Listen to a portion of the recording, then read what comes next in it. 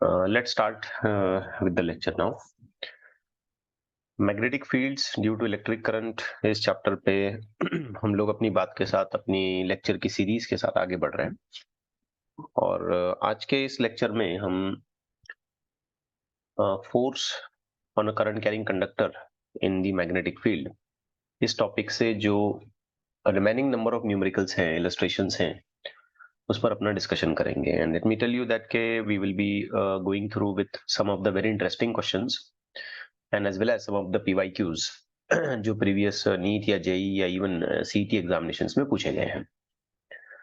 I hope पूरा एक theoretical background जो है इसका आपको पता है. The formula for force ILB sin theta, the force between the two parallel wires, if the currents are same, like currents you say, in situation of like currents we find that the wires attract each other, and in case of unlike currents we find that the force of repulsion between the two wires is going to be developed. Then we have also sorted out about the torque acting on a coil kept in the magnetic field, current carrying coil kept in the magnetic field, and at last we have also discussed about the work done and potential energy related to the rotation of the coil. So with that, let's start with our discussion. For today I will be beginning with this particular question. Now again and again the rules and all those things I'm not going to repeat. आप सबको वो पता है, तो just focus on how we are solving the questions. Now here it is said that PQR are the three long parallel straight wires and they carry carrying current as shown, 20 ampere upwards, 40 ampere upwards and 60 ampere upwards. तो Q पर जो net force होगा वो कितना होगा, ऐसे बताएं. अब सिंपल है बेटा कि ये सेम करंट्स की सिचुएशन है. The direction of current as given is same. फिर उसके बाद हमने ये भी देखना है कि इनका जो सेपरेशन है वो भी आइडेंटिकल है. Let's say in both the cases the separation is D. Okay, तो फिर अब Q पे जो फोर्स डेवलप होगा ना वो P की वजह से भी आएगा और R की वजह से भी आएगा. करेक्ट है. अब बच्चों P की वजह से जो फोर्स आएगा वो Q को P की डायरेक्शन में खींचेगा. Is it okay? Because attraction develop होगा like currents. So let me write this force as Q due to P. और अब अगर आप चेक करोगे R की वजह से जो फोर्स आएगा वो Q वायर को R की तरफ खींचेगा. This will be the force on Q due to R. क्योंकि ये दोनों भी लाइक करंट्स है तो ये भी अट्रैक्ट करेंगे. अब नेट फोर्स आप निकालोगे तो ये इन दोनों का माइनस हो जाएगा. लेकिन जब हम ये फोर्स लिखते हैं, चाहे आप QP के लिए लिखें या QR के लिए लिखें, आपको पता होगा इसमें हम लोग ऐसे लिखते हैं ना, mu naught I1 I2 means simply current of P and current of Q divided by 2 pi, the separation is D, into length L. Correct है, यही फॉर्मूला था. Yes. तो बेसिकली पता ये चलता है कि फोर्स जो है ये डायरेक्टली प्रोपोर्शनल होता है करंट के प्रोडक्ट्स को. करंट के प्रोडक्ट्स को फोर्स डायरेक्टली प्रोपोर्शनल होता है और इनवर्सली प्रोपोर्शनल होता है डिस्टेंस के साथ. तो यहाँ पे हम देखेंगे ना ये वाला, तो डिस्टेंस तो सेम है दोनों सीगमेंट्स में. अब सिर्फ ये देखना है कि करंट का प्रोडक्ट किस में ज्यादा है. तो PQ के करंट का प्रोडक्ट हम लेते हैं तो 40 into 20, दैट विल बी 800. जबकि QR के करंट का प्रोडक्ट लेते हैं तो 40 into 60, 2400. 2400. तो किसका करंट प्रोडक्ट ज्यादा आया? QR. तो कौन सा फोर्स ज्यादा होगा? QR. QR फोर्स ज्यादा होगा तो वो फोर्स इफेक्टिवली किस तरफ पुल करेगा वायर को? Right. Right, that's it, finish. कोई ज्यादा मैथमेटिकल कैलकुलेशन नहीं करना था. हाँ, एक और देखते हैं. बिल्कुल इसी तरीके का ये क्वेश्चन पूछे गए हैं एग्जामिनेशन में. आप चाहें तो हम यहाँ पे एक मैथमेटिकल कैलकुलेशन करके नेट वैल्यू ऑफ फोर्स भी निकाल सकते हैं. तो ये मैं आपको एज अ होमवर्क दे देता हूँ। Find net force on q if let's say d is equal to 1 metre. d को 1 मीटर कर देते हैं। चलो आपका कैलकुलेशन भी आसान कर दिया। If d is equal to 1 metre and let's add one more thing, length. Let's add l जो लेंथ ऑफ वायर है, ये चलो और आसान करते हैं, इसको 2 मीटर कर देते हैं। तो आप फोर्स निकाल के बताएं टोटल वैल्यू कितना आता है। Now let's continue with this particular question. इस क्वेश्चन में क्या बोल रहा है कि एक रेक्टेंगुलर लूप है और उसमें करंट I चल रहा है ये लूप में, और उसके बिल्कुल नजदीक जो है ना एक स्ट्रेट वायर रखी गई है, और स्ट्रेट वायर में एक स्टेडी करंट कैपिटल I चलता है। फिर ये बोल रहा है कि द लूप विल रोटेट और move away, move towards, remain stationery, what will happen. ये हमको जस्टिफाई करना है। तो बच्चों सबसे पहले तो आप ये सोचो कि ये वायर की वजह से लूप के ऊपर कैसा मैग्नेटिक फील्ड जाएगा, मैग्नेटिक फील्ड का डायरेक्शन कैसा होगा। वायर की करंट की वजह से इसके ऊपर जो मैग्नेटिक फील्ड डेवलप होगा वो कैसा होगा, अंदर। बाहर की तरफ होगा, अंदर की तरफ होगा, राइट की तरफ होगा, लेफ्ट की तरफ होगा, कैसा होगा। अंदर। अंदर। That will be as per right hand thumb rule. ठीक है, तो हमने थंब से ऐसे करंट दिखाना है और फिर वायर को अपनी उंगलियों से ऐसे मोड़ के देखना है। तो इसके इस वाले पोर्शन में जहां पे ये लूप है, फिंगर्स अपनी अंदर जाएंगी, तो पता चलता है कि यहाँ पे जो मैग्नेटिक फील्ड डेवलप हो रहा है ये अंदर की तरफ डेवलप होगा, and that will be just because of the wire only. अब इस लूप के चारों सेगमेंट्स पे हम चेक करेंगे कि फोर्सेस कैसे कैसे आते हैं। उससे पहले हम ये भी चेक करेंगे कि जिस हिसाब से यहाँ पे करंट चल रहा है, तो इसका डाइपोल मोमेंट कहाँ जाएगा, कैपिटल M। अंदर। ये भी अंदर की तरफ जाएगा, बिकॉज आप ऐसे राइट हैंड थंब रूल यहाँ पे भी लगाओगे, तो फिंगर से आप करंट का सेंस देखोगे और मैग्नेटिक डाइपोल मोमेंट अंदर की तरफ देखोगे। तो यहाँ पे ये मैग्नेटिक डाइपोल मोमेंट हो गया अंदर की तरफ। चलो एक बात से तो हमको छुटकारा मिल गया कि फिलहाल की सिचुएशन में हम देखेंगे कि M जो है वो B के साथ कैसा है, पैरेलल। और जब हम टॉर्क का इक्वेशन लिखते हैं तो आपको पता है ना वो mb sin थीटा होता है। फिलहाल की सिचुएशन में देखेंगे तो थीटा 0 हो गया और इस हिसाब से टॉर्क 0 हो जाएगा, बिकॉज साइन 0 विल बिकम 0। तो रोटेशन तो यहाँ एक्सपेक्टेड नहीं है। एक बात तो फाइनलाइज हो गई। अब सवाल ही पैदा होता है कि बी, सी या डी, यानी कि वायर से दूर जाएगा, वायर के नजदीक आएगा, या लूप जैसा था वैसे रहेगा। इसके लिए हमको फोर्सेस का कैलकुलेशन करना पड़ेगा कि फोर्सेस कैसे आ रहे हैं। अब चलो एक एक करके इन फोर्सेस को आइडेंटिफाई करते हैं, और डायरेक्शन ऑफ फोर्स जो है ना बेटा, ये हम लोग निकालेंगे by using Fleming's left hand rule. अब देखो मैग्नेटिक फील्ड पूरी की पूरी लूप के ऊपर अंदर जा रहा है, तो आप अपने Fleming's left hand rule, F B I आपको पता है, फोर्स थंब से, बी इंडेक्स फिंगर और आई करंट। तो आप देखेंगे जो ऊपर का सेगमेंट है ना, ये वाला, ये वाली जो लेंथ है, इस पे बेटा फोर्स ऊपर जाएगा। क्या कहते हो, यस।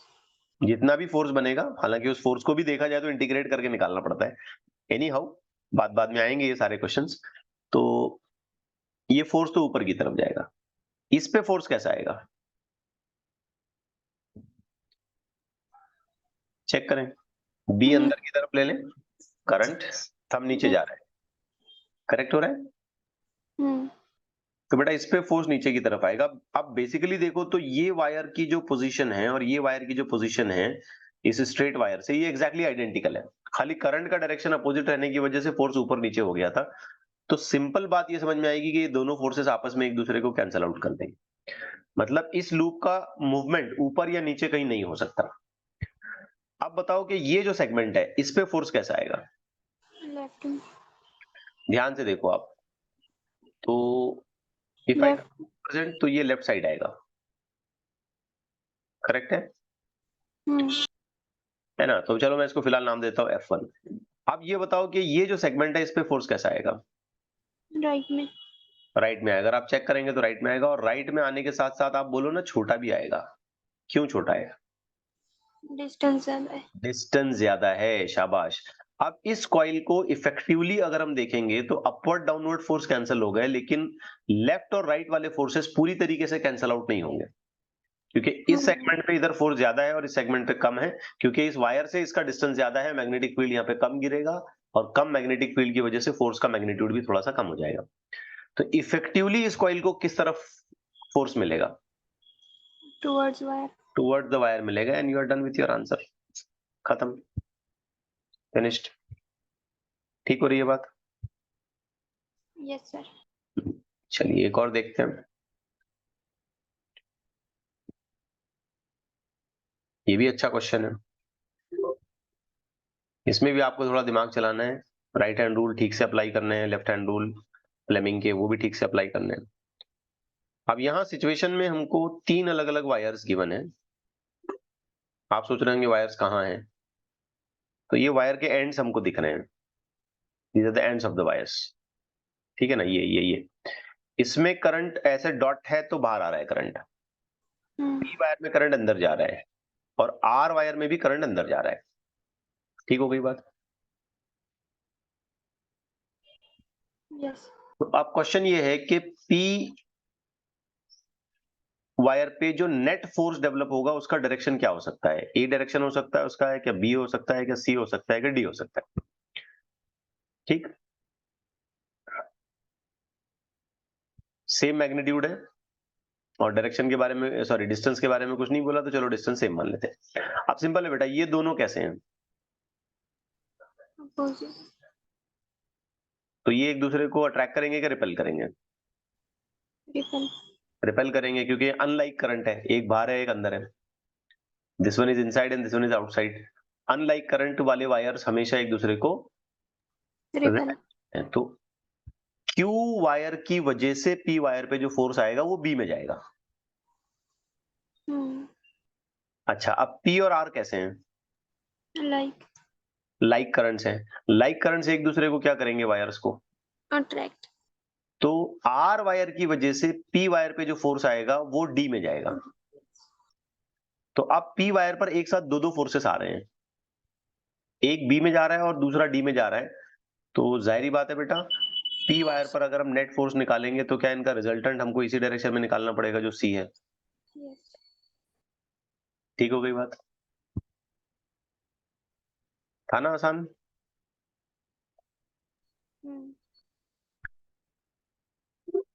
ओके, वॉइस क्लियर हो रहा है ना सब कुछ? Yes, sir. Yes. एक और देखते हैं।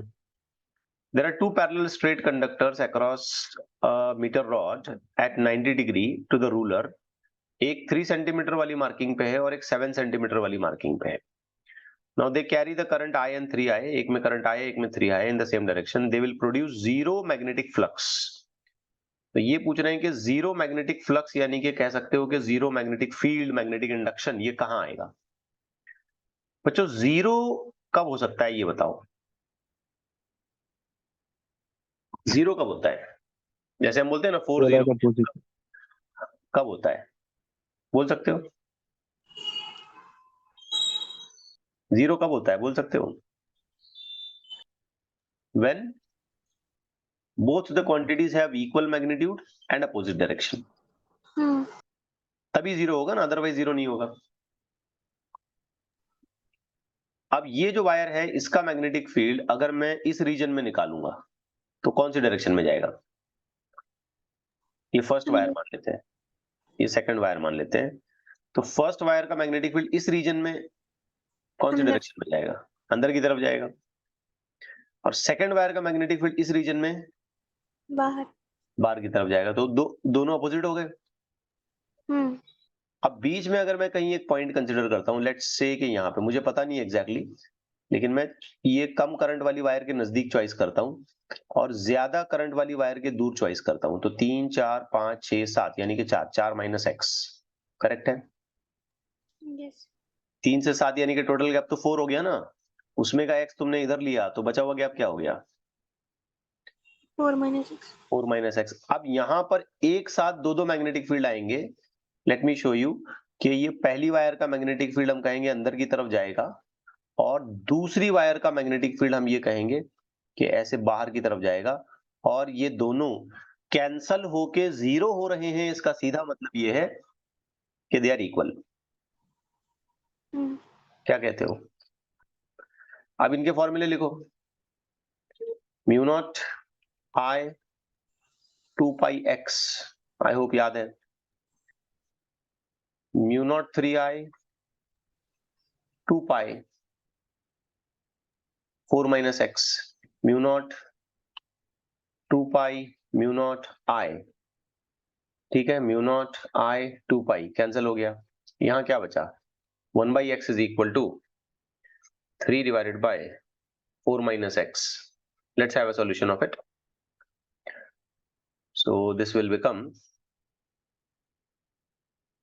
4 minus x is equal to 3x, 4 is equal to 4x, therefore x is equal to 1.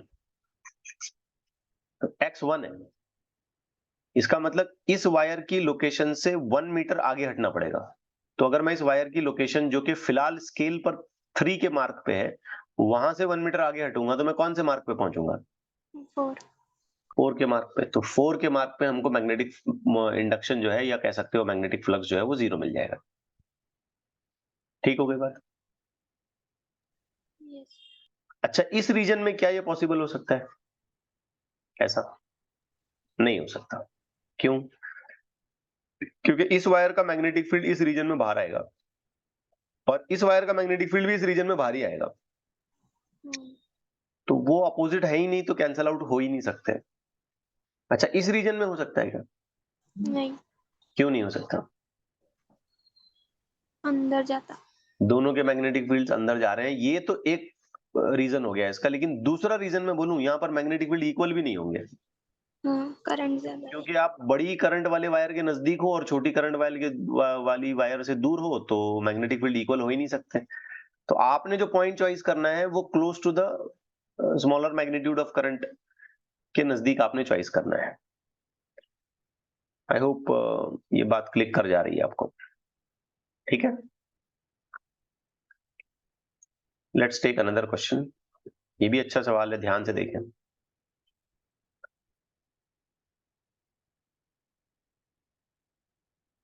I guess ये भी पूछा गया है एग्जामिनेशन में, पढ़े इसे अच्छे से।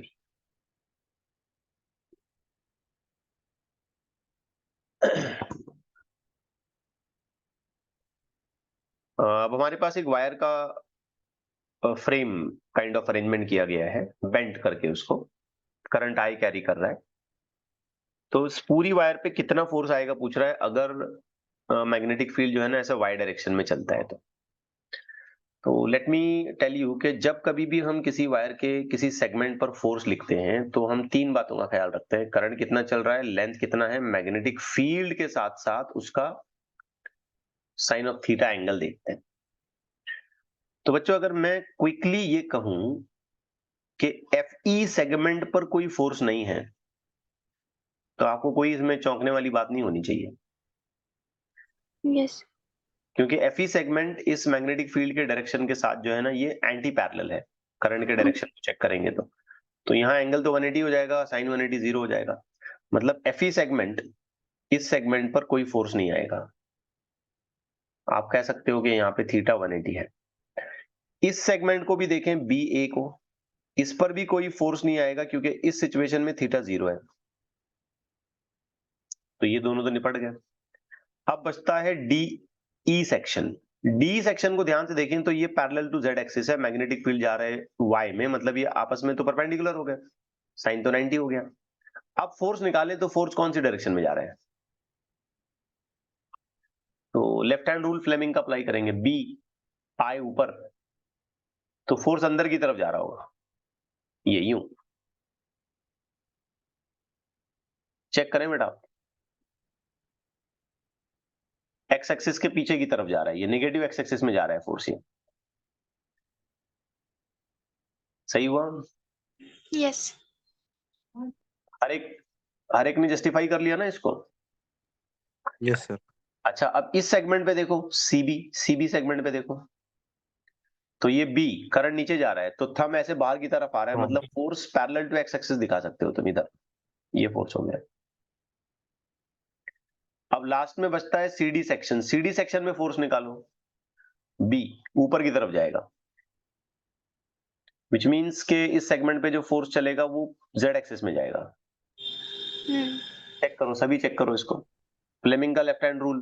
बिल्कुल हम इस चैप्टर के आखिरी हिस्से पर हैं, अब ये बातें तो कंफ्यूजन का सवाल ही नहीं पैदा होता।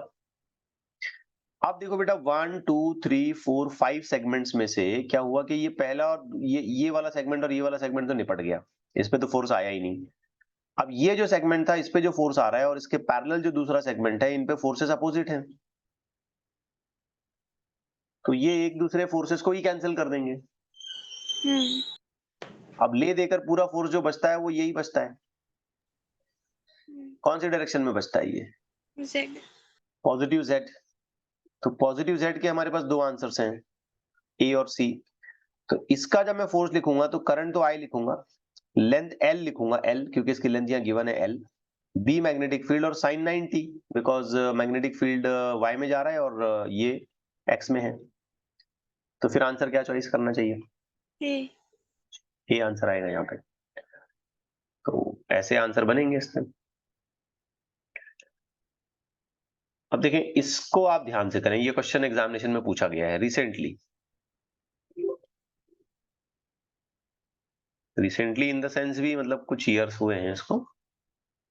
Recent means do not mean like last year वगैरह।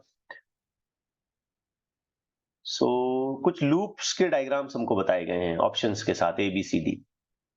करंट का मैग्नीट्यूड 12 एम्पियर है, साइड लेंथ और वो सारी चीजें बताई गई हैं। कोई कैलकुलेशन तो करना नहीं है because no numbers we are going to handle here. Magnetic field भी इवन डेटा में हमको बताया गया है जो कि हर एक डायग्राम में पॉजिटिव जेड एक्सिस में गिवन है। को सिर्फ ये देखना है कि स्टेबल इक्विलिब्रियम कब आएगा और अनस्टेबल इक्विलिब्रियम कब आएगा। बच्चों इक्विलिब्रियम अटेन करने के लिए हमको टॉर्क जीरो करना पड़ेगा। टॉर्क को अगर मैं बाई फॉर्मूला चेक करता हूं ना तो टॉर्क होता है बेटा एम बी साइन थीटा। तो टॉर्क जीरो दो सूरतों में हो सकता है। टॉर्क अगर आपको जीरो चाहिए तो इसकी दो पॉसिबिलिटीज हो सकती है। एक तो ये कि आप कुछ करके थीटा को जीरो कर दें और दूसरा ये कि आप थीटा का अरेंजमेंट जो है ना 180 डिग्री कर दें, where theta is the angle between the magnetic dipole moment and the magnetic induction. M and B इन दोनों का एंगल है ये। जब थीटा जीरो हो जाएगा तो हम कहेंगे कि इसका इक्विलिब्रियम स्टेबल है, और जब थीटा 180 होगा तो इसका इक्विलिब्रियम हो जाएगा अनस्टेबल। ये हम पढ़ चुके हैं थियरी में। ये सुन लो, ठीक हो रही है बात बेटा? Yes sir. अब पहला केस देखते हैं। पहले केस में ना बच्चों इसका मैग्नेटिक मोमेंट डायपोल मोमेंट जो है ये बाहर आता है, राइट? देखो मैग्नेटिक डायपोल मोमेंट इसका बाहर आता है। राइट हैंड थंब रूल घुमाओ ना ऐसा बाहर, राइट है? Yes sir. तो वो बी के साथ परपेंडिकुलर है। बी तो ऐसा जेड में है और मैग्नेटिक डायपोल मोमेंट बाहर आ रहा है, तो बी के साथ तो परपेंडिकुलर हो गया ना वो। क्विकली रिस्पॉन्स करें। यस। Yes sir.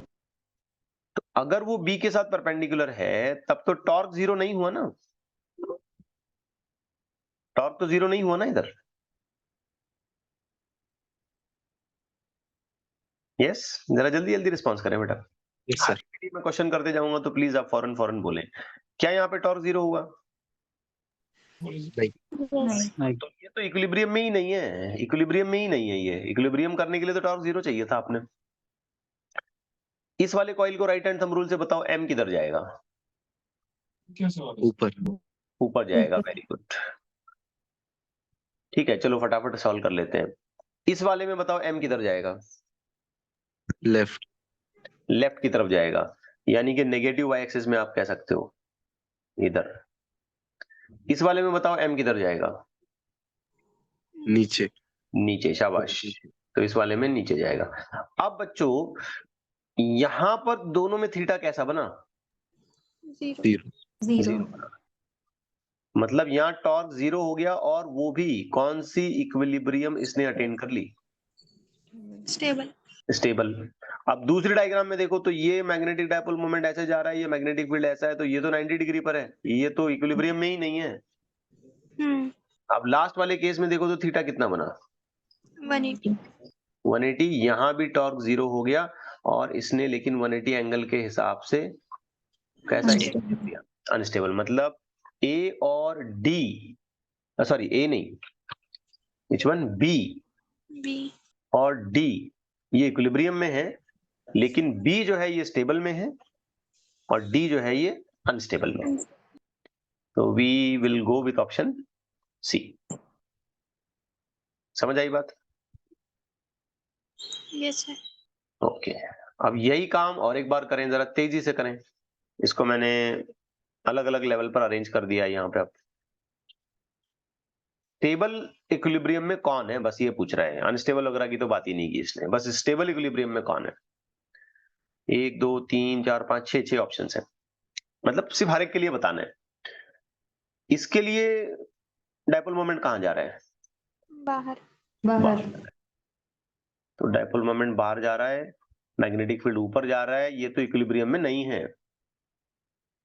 दोनों तो 90 डिग्री पे आ गए बच्चों। इसके लिए डायपोल मोमेंट यू में से डायपोल मोमेंट कहाँ जा रहा है? बाहर। बाहर। बाहर जा रहा है। कॉइल को खाली थोड़ा सा अरेंज गलत अलग तरीके से किया है, तो ये भी 90 डिग्री पे आ गए, यहाँ भी इक्विलिब्रियम नहीं है। इसके लिए कहाँ जा रहा है? लेफ्ट। लेफ्ट जा रहा है, आप देख सकते हैं। तो ये भी 90 डिग्री में आ गए, यहाँ भी इक्विलिब्रियम नहीं है। ठीक हो गई बात? इसके लिए कहाँ जा रहा है? लेफ्ट। अब वो 30 डिग्री इंक्लिनेशन पर है, रहता कि नहीं, ऐसा कहीं जा रहा होगा। करेक्ट है ना? थोड़ा सा घुमा हुआ है। चलो 90 पे नहीं है, किसी भी एंगल पे है, लेकिन जीरो तो नहीं है। टॉर्क जीरो होगा क्या यहाँ पे? कुछ तो बच जाएगा टॉर्क। यहाँ टॉर्क जीरो होगा क्या? नहीं। नहीं, जीरो नहीं होगा, कुछ भी टॉर्क बने, बिकॉज टॉर्क में तो एम बी साइन थीटा है ना, वो थीटा 30 डिग्री 50 डिग्री 60 डिग्री कुछ भी आए उसके हिसाब से बन जाएगा वो। तो ये भी इक्विलिब्रियम में नहीं है अगर देखा जाए तो। This is also not an equilibrium. ये बताओ कहानी, इसके लिए बोलो क्या है? तो इसका डायपोल मोमेंट कहाँ जा रहा है? ऊपर। ऊपर जा रहा है। राइट हैंड थंब रूल से करना है आपने इसको। तो यहां हम पॉसिबली बोल सकते हैं कि ये इक्विलिब्रियम में आ गया, और वो भी वही इक्विलिब्रियम जो हमको चाहिए, क्योंकि इस पर्टिकुलर केस में हमारे पास आंसर थीटा 0 मिल रहा है। करेक्ट हुई बेटा बात? यस। और लास्ट में यहाँ कहाँ जा रहा है? नीचे। तो ये डायपोल मोमेंट जा रहा है नीचे की तरफ। थीटा 180 हो गया, टॉर्क तो 0 होगा, लेकिन ये कौन से इक्विलिब्रियम में जाएगा? अनस्टेबल। अनस्टेबल, और हमको चाहिए स्टेबल। ठीक है ना? यहाँ भी टॉर्क 0 हो जाएगा, और ये पूरा पक्का हम बोल सकते हैं कि ये स्टेबल इक्विलिब्रियम में जाएगा। तो ये ऐसे निकालते हैं। अब इसमें अक्सर स्टूडेंट थोड़ा सा कंफ्यूज भी होते हैं कि हम इतने जल्दी कैसे निकालेंगे, how we will search and all that. तो थोड़ा सा ट्रिक्स समझ लें आप, उसकी स्टैंडर्ड कंडीशंस को याद रखें, and then it is not difficult for you to get that idea clear. आइए एक और क्वेश्चन देखते हैं। ये जेई में पूछा जा चुका है क्वेश्चन, प्रीवियस जेई एग्जामिनेशन में इस पे क्वेश्चन आ चुका है। एक कंडक्टर है जो जैसे बताया वैसे एक्स एक्सिस में उसको इंक्लाइन करके रखा हुआ है, सॉरी एक्स एक्सिस के अलोंग उसको रखा हुआ है, और मैग्नेटिक फील्ड है जो कि एज पर क्वेश्चन कहां डायरेक्ट किया गया हमें बोला नहीं है, और उसी के हिसाब से ऑप्शंस हमको तय करने हैं कि मैग्नेटिक फील्ड अगर जेड में है या एक्स में है या वाई में है तो क्या होगा। अब फिर हमको ये निकालना है कि ये कंडक्टर पे फोर्स कितना आएगा या कैसा आएगा। अब देखो, जब हम फोर्स लिखते हैं ना बेटा, तो आपने एक बात का ख्याल रखना है कि फोर्स होता है आई, उसके बाद लेंथ, और उसके बाद मैग्नेटिक फील्ड, और उसके बाद हम लोग यहाँ पे एक फैक्टर लगाते हैं साइन थीटा। अब ये जो थीटा मेजर होता है ये लेंथ और बी के बीच में मेजर होता है, और मैग्नेटिक फील्ड। उसके अलावा आपने ये भी याद रखना है कि ये जो लेंथ है ये एंड ऑन एंड मेजर होती है, आपको मैं बता चुका हूं। जैसे कि अगर हमारे पास एक आर्बिट्री सा कंडक्टर है, अब मैंने बोला कि भाई इस कंडक्टर के लिए मैग्नेटिक फील्ड कंसिडर करते हुए, करंट कंसिडर करते हुए आप इसके लिए फोर्स लिखें, तो लेंथ जो हम लिखेंगे वो एंड ऑन एंड स्ट्रेट लिखेंगे, है ना? ये लेंथ होती है। ठीक है, इसके एक्चुअल शेप पे नहीं जाते हैं हम लोग, पता है ना आपको ये। तो अब ये सेगमेंट में क्या है कि यहां से यहां तक तो एल हो गया, फिर ये अगले सेगमेंट में भी एल हो गया, चलो इसका कोई टेंशन नहीं। ये जो आर्क्स हैं यहाँ पे, कर्व्स हैं, इसके लिए लेंथ हम बस ये गिनेंगे, यहां से लेके यहां तक ये ऐसी, फिर इसके आगे ये ऐसी। अब वो जितनी भी होगी ये रेडियस के हिसाब से एंगल अकॉर्डिंगली, तो रेडियस का रेडियस ही है अगर देखा जाए तो, उस हिसाब से हम इसको कैलकुलेट करेंगे। अब पहला ऑप्शन हमसे ये कहता है कि अगर बी जेड डायरेक्शन में जाता है, बी जेड डायरेक्शन में है का मतलब है कि बी बाहर आ रहा है, करेक्ट है, क्योंकि इधर एक्स जा रहा है, ऊपर वाई जा रहा है, तो be in and out of the paper होगा। अगर be in and out of the paper है तो क्या इस लेंथ पर बी परपेंडिकुलर पड़ रहा है? यस। तो साइन तो 90 हो जाएगा, है कि नहीं? 90 हो गया तो फोर्स तो बनेगा, बनेगा कि नहीं बनेगा? यस। और ऑफ कोर्स जितना भी फोर्स बनेगा वो करंट और मैग्नेटिक फील्ड के अलावा इस लेंथ पे डिपेंड करेगा कि ये लेंथ, ये रेडियस और ये लेंथ, मतलब पहला ऑप्शन करेक्ट है।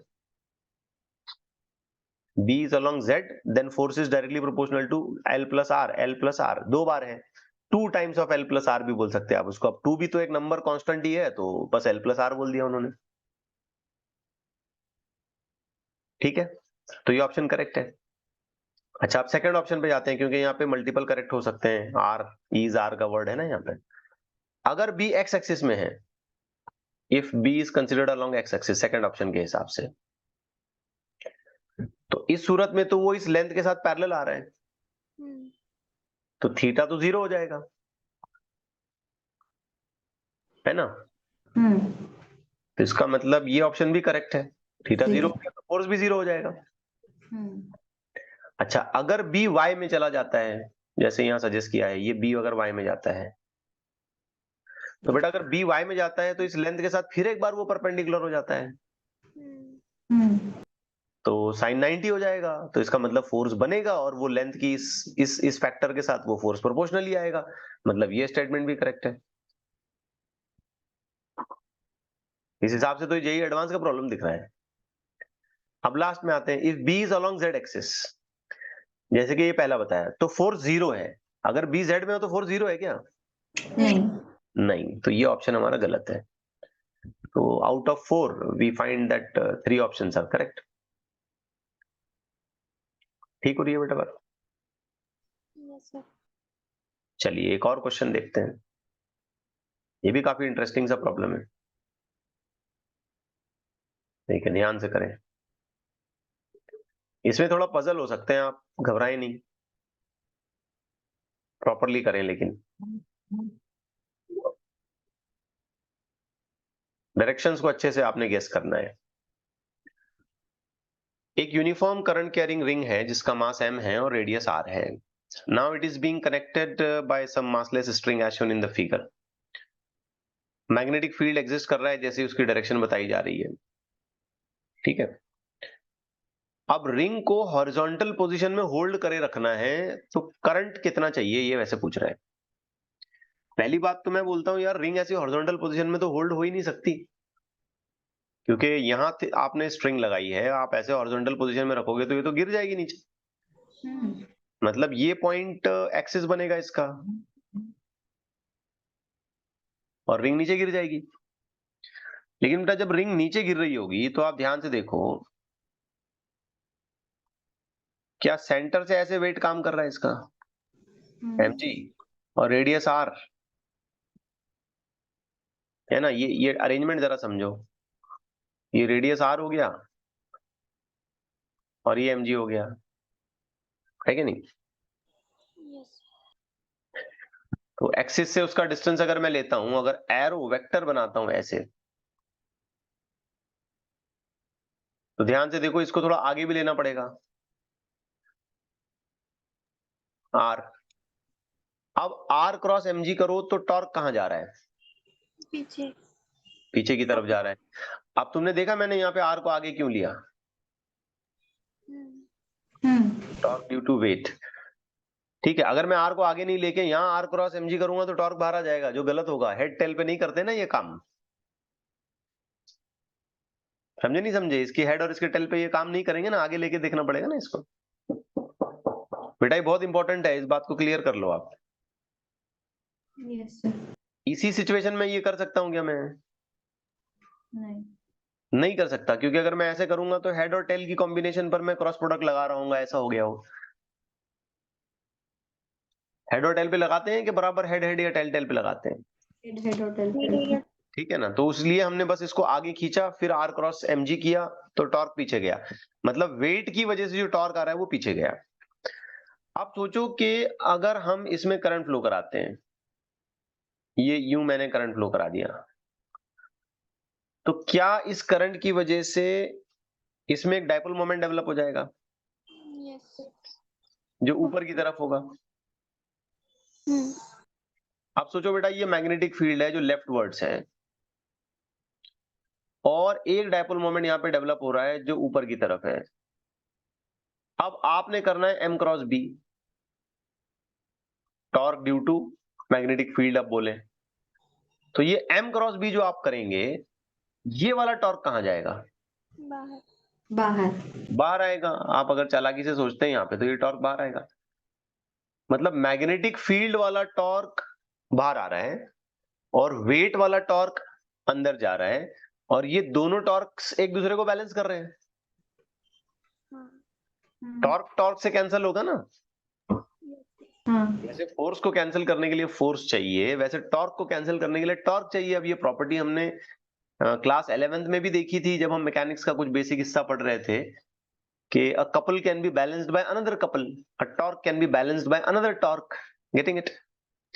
तो फिलहाल हुआ क्या? फिलहाल ये हुआ कि मैग्नेटिक फील्ड वाले टॉर्क ने वेट वाले टॉर्क को बैलेंस कर दिया और उसको नीचे गिरने से बचाया।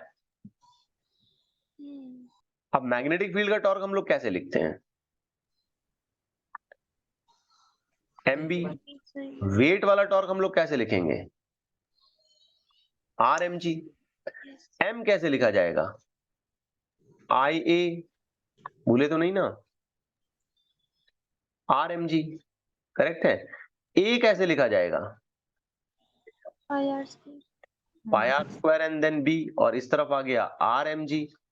बस एक पावर r की यहां से काट दो, और फाइनल आंसर बताओ i का क्या आएगा? mg divided by pi r B, ये इसका फाइनल आंसर होगा। तो ये काफी अच्छे तरीके से सेट किया गया प्रॉब्लम है। Getting it right? आइए थोड़ा और आगे बढ़ते हैं। Now I will be giving you a homework. एक क्वेश्चन मैं आपको होमवर्क में दे रहा हूं। मैं होमवर्क में इसलिए दे रहा हूं इसको, क्योंकि मैंने ये क्वेश्चन आपको पिछले लेक्चर्स में कराया है। अब ये मेरे मॉड्यूल में रिपीट हो गया तो ठीक है, तो आप ये पूरा क्वेश्चन होमवर्क में करेंगे। टोटल फोर्स निकालना है आपने। तो मैं एक हिंट दे देता हूं आपको कि जब आप यहाँ टोटल फोर्स का कैलकुलेशन करने लगेंगे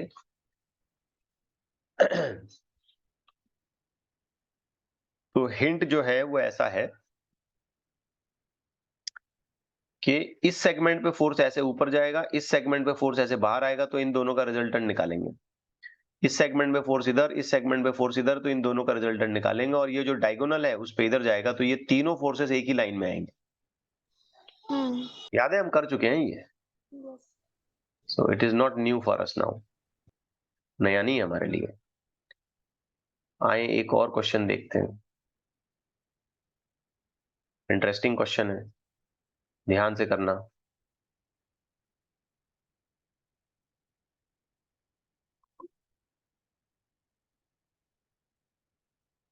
आई गेस ये भी किसी एग्जाम में पूछा गया है। Now we have a coil which has got the dimensions of 3 into 4 centimeter. तो बेस्ड ऑन दैट हम सबसे पहले इसका एरिया खत्म करते हैं। इसका एरिया आ जाएगा बेटा A 12 to 10 to -4 metre square, because centimetre था तो हमने मीटर कर दिया। फिर ये जो 100 बता रखा है इसने, ये हो गए इसके number of turns n। z axis में उसका इंक्लिनेशन है, और 2 एम्पियर का करंट उससे जा रहा है। ये I करंट I 2 एम्पियर का जा रहा है। मैग्नेटिक फील्ड जो है ये 1 टेस्ला का लगाया है हमने, लेकिन ये मैग्नेटिक फील्ड हम लगा रहे हैं वाई एक्सिस में, यहाँ वाई डायग्राम के हिसाब से चलेगा इधर। अब थीटा जो है ये जो बन रहा है ये 37 डिग्री है, तो ये पूछ रहा है कि टॉर्क कितना एक्ट होगा। ठीक है, ज्योमेट्री आपने अच्छे से यहाँ पे अपने दिमाग में विजुअलाइज करनी है, तब होगा ये, निपटेगा तब। ये सिचुएशन है। अब देखो बेटा, इसको मैं पहले तो ना आपको प्रॉपर तरीके से डायग्रामेटिक वे में समझाने की कोशिश करता हूं। क्वेश्चन के हिसाब से ये y एक्सिस है, ये z एक्सिस है, और ये जो एक्सिस चल रहा है ना, ये x है। ठीक है, अब कॉइल जो है वो z पे पाइवोट किया हुआ है। तो चलो इमेजिन करो कि पहले जो कॉइल है ना वो ऐसे रखा हुआ था। जस्ट इमेजिन करो, पूरी तरीके से कौन सी डायरेक्शन में, एक्स जेड प्लेन। और करंट अगर मैं आपको समझाऊं यहां पे, तो ये ऐसे जा रहा है, 2 एम्पियर का करंट। ये वाला देखो, करंट ऐसे ऊपर जा रहा है ना, क्योंकि ये लाइन इधर ही थी। ये बाद में फिर हमने इस कॉइल को इधर घुमाया है, समझे ना बात को। और 37 डिग्री घुमाया, ज्यादा नहीं घुमाया, पूरा पीछे तक नहीं ले गए घुमा के। ऐसे घुमाए के वाई को क्रॉस करके उधर नहीं गए बेटा हम, हल्का सा घुमाया, देखो 37 ही घुमाया है सिर्फ। तो ये जो पोर्शन है इसका, वो ये वाली साइड है उसकी। फिर ये ऊपर ये नीचे की ये वाली यहाँ आनी चाहिए, और ये जेड के साथ। तो जस्ट इस पॉइंट ऑफ व्यू से मैं आपसे ये सवाल करता हूं कि इसका डाइपोल मोमेंट कौन सी डायरेक्शन में जाएगा। इसका अगर मैं डाइपोल मोमेंट निकालता हूं यहाँ पे, तो कौन सी डायरेक्शन में जाएगा। जेड पे क्या बात कर रहे हो यार, लेफ्ट साइड। हाँ लेफ्ट साइड जाएगा, मतलब वाई, नेगेटिव वाई में जाएगा। तो ना ऐसे जाएगा ना, यस। नेगेटिव वाई में जाएगा। अब इसी सिचुएशन को ऐसा इमेजिन करो, ये वीडियो है अपना, ये ऐसा है समझो, ऐसे था ये। अब तुम यूं घुमा रहे हो उसको, समझे कि नहीं। तो अगर मैं पहली सिचुएशन में आपको दिखाऊं ना, ये y जिसमें b है, और ये आपका इनिशियल डाइपोल मोमेंट है। अगर आप चौंके नहीं, आप समझे बात को, तो यस, है ना। अब हम कॉइल को यूं घुमा रहे हैं, तो इस कॉइल को हम नया लोकेशन जो देने वाले हैं वो ऐसा देने वाले हैं।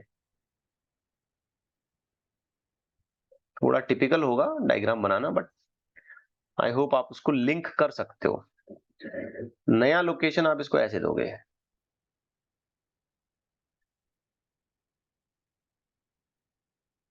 करेक्ट है। सॉरी फॉर दैट, ये इधर ही जाके ज्वाइन करेगा, ये यूं नया लोकेशन दिखा। जैसे एक बुक को ओपन करते हैं अपन ऐसा, यस। तो ये कितना खोला हमने बाहर इसको, 37। तो जब हम उसको ऐसे 37 डिग्री घुमाएंगे, तो ये जो डाइपोल मोमेंट है वो भी तो 37 डिग्री घूम जाएगा, है कि नहीं। यस। तो नया जो पोजीशन आएगा डाइपोल मोमेंट का घूमने के बाद, वो ऐसा आ जाएगा। ये 37 डिग्री घुमा दिया आपने, करेक्ट है बेटा। अब सोचो कि मैग्नेटिक फील्ड में और नए डाइपोल मोमेंट की जो ओरिएंटेशन है उसमें कितना एंगल है। I-37। हाँ, 180 माइनस 37, बिल्कुल सही। क्योंकि ये तो 37 हो गया घुमाने के बाद, और पहले कितना था, ये पहले तो 180 पे था एक दूसरे के क्रॉस। तो अब नया जो ओरिएंटेशन आएगा वो कितना आएगा, 180 माइनस 37, अब जितना भी आए वो। अब हमने इसका टॉर्क लिखना है, और हम जानते हैं टॉर्क का फॉर्मूला होता है mb sin थीटा। अब चले, m जो होता है बेटा वो होता है NIA, फिर उसके बाद ये b, और फिर ये sin थीटा। चलो काम पूरा करते हैं। n तो 100 है, I 2 है, एरिया मैंने अभी अभी निकाला था 12 इंटू 10⁻⁻⁴, अगर मैं गलत नहीं हूं। b 1 है, b 1 है देखो, अब रहा Yes. सवाल ये कि साइन का एंगल क्या लिखेंगे? Sin 37. 180 minus 37. तो वो 180. लिखेंगे 180 माइनस 37। ठीक है, क्योंकि साइन ये m और b के बीच में एंगल बनाता हुआ लिखते हैं हम लोग। बट जब हम ट्रिग्नोमेट्री को ठीक से फॉलो करते हैं तो साइन में 180 माइनस 37 इस तरीके का एंगल क्या रिजल्ट करता है? 37. Sin 37. 37 ही रिजल्ट करेगा। तो let me just get that answer. ये 12 इंटू 2 हो गया 2400 इंटू 10 पावर माइनस 4 इंटू ये हो जाएगा sine 37। Now this torque will be written as 24 into 10 to the power minus 2 into sine 37 will take a value of 3/5। 5. अब आप इसे solve करें, ऑप्शंस के हिसाब से हम देखते हैं क्या आंसर आएगा। यस, कंटिन्यू करते हैं, बोले फटाफट। 14.4 into 10 to the power minus 2. 14.4 into 10 to the power minus 2, which means 0.144 Newton meter, because it's torque by that unit, it's Newton meter. So 0.144. So we have B option. B. ठीक हो गई बात? Yes. ये Yes. Inclination समझना काफी important है यहाँ पे, इसलिए मैंने इसकी शुरुआत कैसे की कि भाई चलो अगर पहले से पूरा एक्स में होता तो कहाँ जाता था मैग्नेटिक डायपोल मोमेंट, फिर घुमा के अंदाजा आता है हमको कि कितना आएगा वो। ठीक हो रहा है? यस। Yes. चलिए एक और देखते हैं इसी तरीके का। आई गेस आप अगला जो क्वेश्चन मैं आपको दे रहा हूं आप इसको होमवर्क में भी कर सकते हैं। अब एक कॉइल है, उसका इक्विलैटरल ट्रायंगल वाला शेप है, साइड लेंथ 1 मीटर है उसकी, जैसे कि क्वेश्चन में गिवन है। वर्टेक्स से उसको सस्पेंड कर दिया गया है, मतलब वर्टेक्स, कॉइल के वर्टेक्स पर उसको सिमेट्रिकली हैंग किया गया है। सो आप कह सकते हो कि ये कुछ इस तरीके से दिखेगा। यूं आपका कॉइल आ गया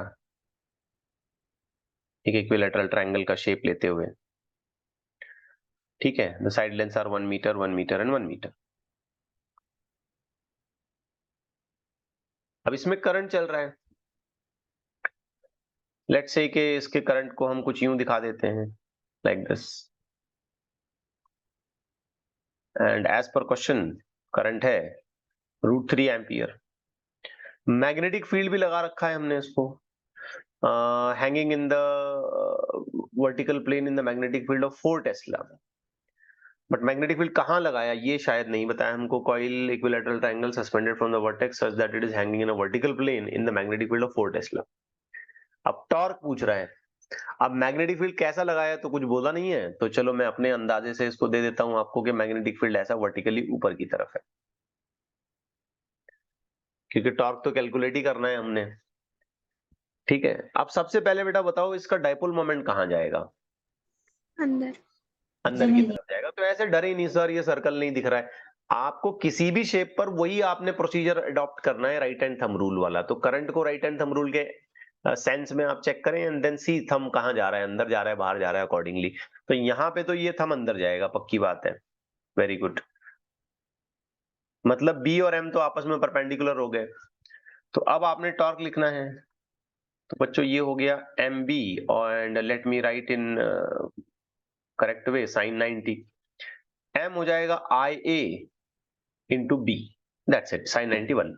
अब मुझे बताओ आप ए क्या लिखोगे, इसका ए क्या लिखोगे आप? और ये मैं नई बात नहीं पूछ रहा हूं आपसे, √3/4 L square। हाँ ये मैं आपसे नई बात नहीं पूछ रहा हूं, ये मैं आपको इससे पहले बार बार बोल चुका हूं कि ए होता है ज्योमेट्रिक एरिया। जैसा शेप हमको दिया गया होगा कॉइल का उसके हिसाब से उसका एरिया लिखा जाएगा। तो ये ट्रायंगल है, ट्रायंगल के एरिया का फॉर्मूला क्या होता है? Option यस, शेप में ये ट्रायंगल है ना, तो इसके एरिया का फॉर्मूला क्या होगा? बताएं जल्दी जल्दी, आगे बढ़े फिर। यस, नहीं आ रही आवाज आपकी। ट्रायंगल का half base into height. हाँ, half base into height, calculate करें एरिया, अकॉर्डिंगली आंसर बना लें आप। आगे की चीजें आपके होमवर्क में होंगी।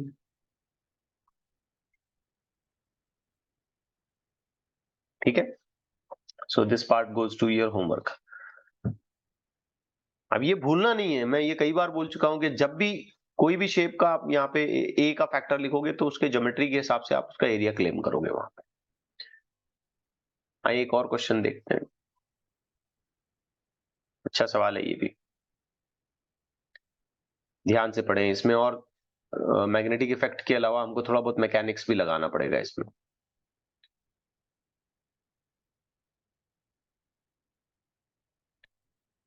PQ वायर है, मास 10 ग्राम है। Now it is at rest, two parallel rails, ये रेल्स हैं ऐसे।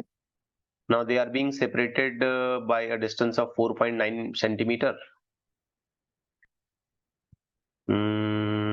राइट हैंड रूल से क्यों नहीं लिए? किसमें मैग्नेटिक फील्ड का डायरेक्शन राइट हैंड रूल से लेने का? इसमें मैग्नेटिक फील्ड का डायरेक्शन राइट हैंड रूल से लेना पड़ेगा। क्या टॉर्क एक्सटर्नल मैग्नेटिक फील्ड में रखने पे आता है?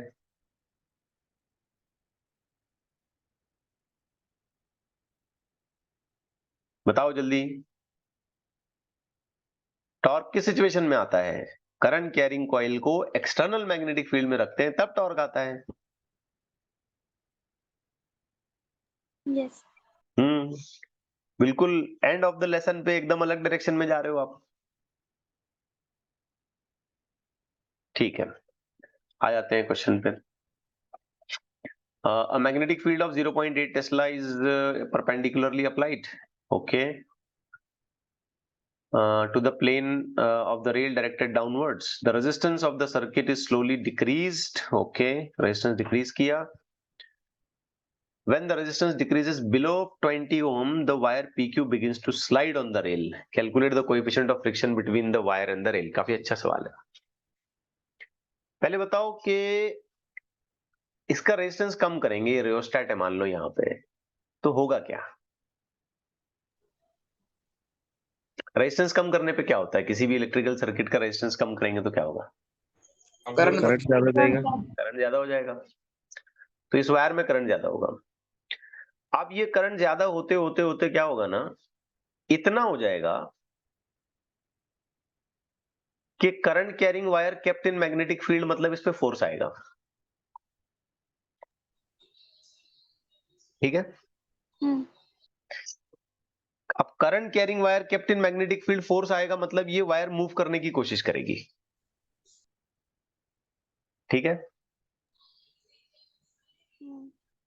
हाँ या ना? Yes, current carrying wire kept in magnetic field, तो फोर्स आएगा, फोर्स की वजह से वायर मूव करने की कोशिश करेगी ना। रेल्स पे रखी हुई है, स्मूथ रेल्स हैं, स्मूथ तो नहीं बोल सकते, पॉसिबिलिटी ऑफ स्लाइडिंग है यहाँ पे,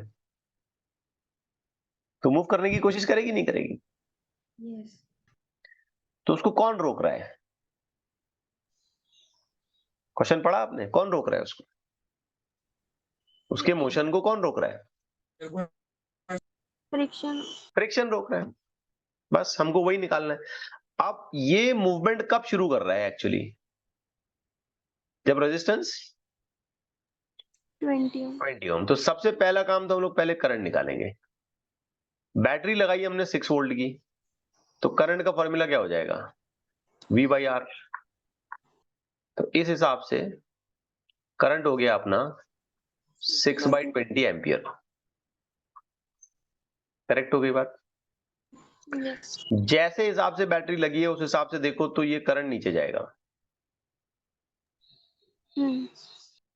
अब फोर्स बताओ कौन सी डायरेक्शन में आएगा? फ्लेमिंग का rule, left hand rule Fleming का, नीचे. नीचे कहां का यार, राइट साइड में आएगा फोर्स। क्या कर रहे हो?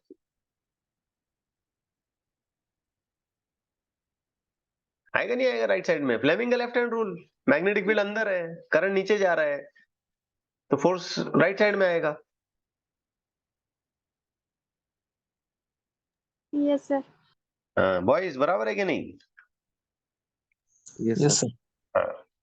अब ये फोर्स आएगा कितना बताओ?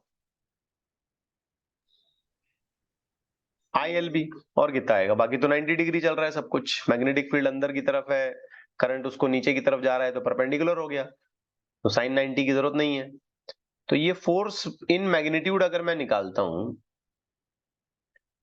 तो करंट अपना आया 6/20, वायर की जो लेंथ है ये 4.9, इसको करो convert 10 to the power -2, magnetic field जो हमको गिवन है वो है 0.8,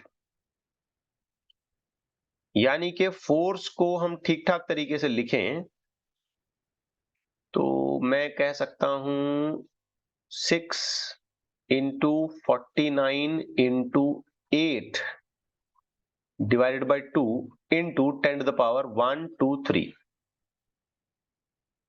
-5। क्या कहते हो? Yes. आएगा इतना फोर्स? लेकिन ये फोर्स इस वायर को कौन सी डायरेक्शन में खींचेगा? Right में. राइट साइड में। जैसे ही इसको खींचना शुरू करेगा, फ्रिक्शन अपोज करके उसको रुकाने की कोशिश करेगा। मतलब धीरे धीरे धीरे हम रेजिस्टेंस घटाते जा रहे हैं, धीरे धीरे धीरे धीरे करंट बढ़ता जा रहा है, धीरे धीरे धीरे ये वायर मूव करने की कोशिश करती जा रही है, और फ्रिक्शन एक स्टैटिक लेवल पर आते जा रहा है, आते जा रहा है, आते जा रहा है, और मैक्सिमम वैल्यू ऑफ फ्रिक्शन उस वक्त तक डेवलप होगी जब जस्ट ये वायर स्लाइड करने की कंडीशन में आएगी और ये 20 ओम वाले रेजिस्टेंस की सिचुएशन में हो जाएगा। तो अब तक इसको किसने होल्ड करके रखा था? अब Friction. तक किसने होल्ड किया था? यस, बोलो यार, किसने होल्ड किया था अब तक इसने? Friction. फ्रिक्शन के फोर्स ने। तो जब उसने उसको होल्ड करके रखा ही था तो फ्रिक्शन का फोर्स इस मैक्सिमम वैल्यू ऑफ फोर्स के इक्वल होना चाहिए। तो उस हिसाब से सोचते हैं आप, फ्रिक्शन का फॉर्मूला क्या होता है? Mu N F. Mu N का मतलब तो यहाँ mg होगा, कोई टेंशन मत लो, mg नॉर्मल रिएक्शन। ये कॉइल ऐसे जब रखी गई होगी, ये देखो वीडियो में ऐसी ये वायर रखी गई तो नॉर्मल रिएक्शन डेवलप हो जाएंगे ना यहाँ पे। Yes. Is equal to F. अब हमें म्यू पता करना है इनटू मास 10 ग्राम, यानी कि 10 टू पावर -3। जी भी हम ले लेते हैं 10 की बजाय हम ले लेते हैं 9.8, ज्यादा अच्छा होगा 9.8, क्योंकि उधर 49 दिख रहा है मेरे को। इक्वल फोर्स का वैल्यू हमने देखा 4 into 49 into 8 divided by 2 into 10 to the power -5। बस खत्म हो गया, कैलकुलेशन पूरा करो। ये 9.8 49 के साथ कटेगा, ये हो जाएगा 5। ठीक है, ये 5 यहां काट दो, ये हो जाएगा 2। 2 इंटू 2 4 हो जाएगा, तो ये 2 4, इसको काट दो 2। सही जा रहे हैं? करेक्ट है? 6 इंटू 2 12, -5 -3 दोनों साइड से एडजस्ट करके -2। तो म्यू का आंसर क्या आया? 0.12। ठीक हो गई बात? यस। Yes. देखो कैलकुलेशन चेक करो सही किया कि नहीं मैंने। Okay, check out with the calculations. और हमसे यही पूछा ना, calculate the coefficient of friction between the rails and the wire, wire and the rail. Perfect है।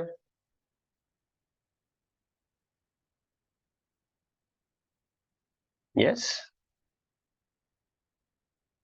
करेक्ट हो गया, समझ में आ गई सब कुछ? Yes, sir. Now one last question which is supposed to be your homework, but a little explanation I will be giving in it. थोड़ा सा explanation दे देता हूं। दो ये वायर्स हैं अपने पास, ख्याल रहे ये दोनों वायर्स हैं और इन दोनों वायर्स को ऐसे थ्रेड से बांधा हुआ है हमने, और वायर का मास पर यूनिट लेंथ लैम्बडा लिखा है, यानी कि m/l लैम्बडा ले लेंगे जब जरूरत पड़ेगी तब। करंट I चल रहा है दोनों में, थीटा एंगल इंक्लिनेशन बनता है। अब क्यों बनता है आपको अभी समझ में आएगा, ठीक है। तो हमसे पूछ रहा है if the wires have mass lambda per unit length then the value of I, तो करंट कितना होगा ये पूछ रहा है।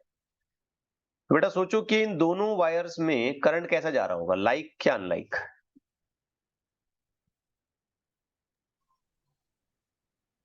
पहला पॉइंट तो यहीं क्लियर होना चाहिए हमको। सही बोल रहे हो, जरा Unlike. से बोलो।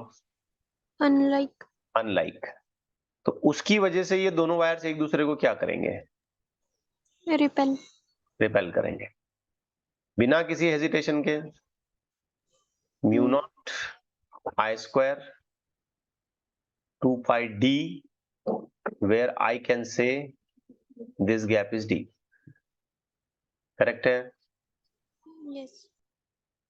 where I can easily find out gap d in terms of L, Pythagoras लगा के ये थीटा के हिसाब से मैं ये आराम से निकाल सकता हूं। अगर मैं ये कहता हूं कि ये आधा डिस्टेंस, ये d तो मैंने ले लिया ठीक है, लेकिन बाद में पाइथागोरस लगाने के लिए मैं ये आधे डिस्टेंस को d/2 बोल सकता हूं। क्लियर हो गई बात? Yes. तो ये बाद में आप करेंगे। अब और आगे सोचते हैं, तो इसका वेट वायर का नीचे एक्ट करेगा, दोनों वायर्स का। वायर्स में टेंशन T चलेगा, इधर भी इधर भी।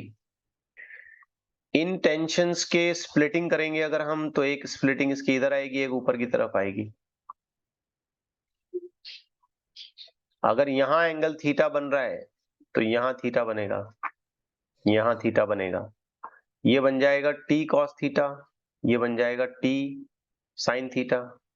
This will be T cos theta, this will be T sin theta, and these two are the forces which are in an identical manner. हम लिख सकते हैं mu naught I square divided by 2 pi d. I repeat, d can be later on written in the form of L by using the right angle triangle approach.